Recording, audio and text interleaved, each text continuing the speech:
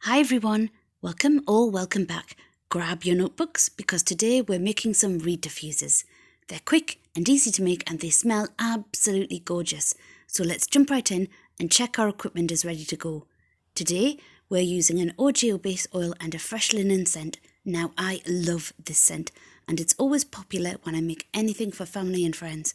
So if you've never used this type of fragrance before, I highly recommend giving it a try. We have our glassware for mixing and measuring, something to stir with, scales to measure our oils because it's important to use weight and not volume, our vessel, and today I'm using a 100ml bottle and some reeds.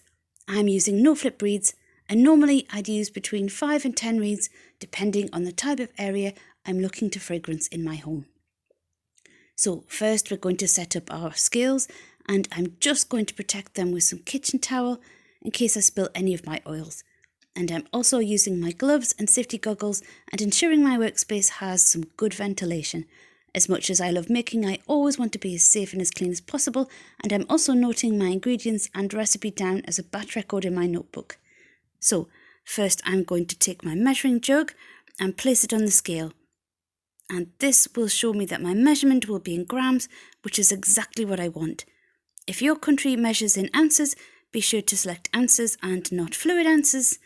And then I'm just going to tare the scales so that the weight of my jug won't be included in the measurement. Perfect. Today I'm using 75% base oil to 25% fragrance oil, and I'm weighing out 75 grams of base oil and 25 grams of fragrance oil. The equivalent ratio in ounces would be 3 parts base to 1 part fragrance, and the vessel you would be using might not be like mine, but you would use 3 ounces of base to 1 ounce of fragrance scaled to the size of your vessel to achieve a similar result. I've measured both my oils in one container, but if you're not feeling confident, then measure the base in the jug and the fragrance oil separately and then add the fragrance to the base. Whichever method you've used, you'll need to stir your mixture to ensure the fragrance is fully incorporated into the base. Stir slowly to avoid making air bubbles. I stir for 2 minutes to ensure that everything is fully combined, and then I can pour the mixture into my little bottle. This little glass jug is perfect for this because it has a little lip for pouring. It's just an ordinary jug that you can find in any kitchenware department, or you might have an old one lying around at home. But guys, please, it's really important that once you use something for making diffusers, please don't ever use it again for food, for health and safety reasons. As you can see, I haven't filled to the very top. That's the gap that I'm leaving to be able to add the reeds without causing an overflow. And then, if I was giving this to a friend, I would add a little cap, just like this one, to help prevent spillage on its journey to its new home. But as this is just for me, I won't be adding a little cap. I'll be adding a little collar, just like this one, to complete the project and make it look just a little bit prettier. These are the reeds I'm adding.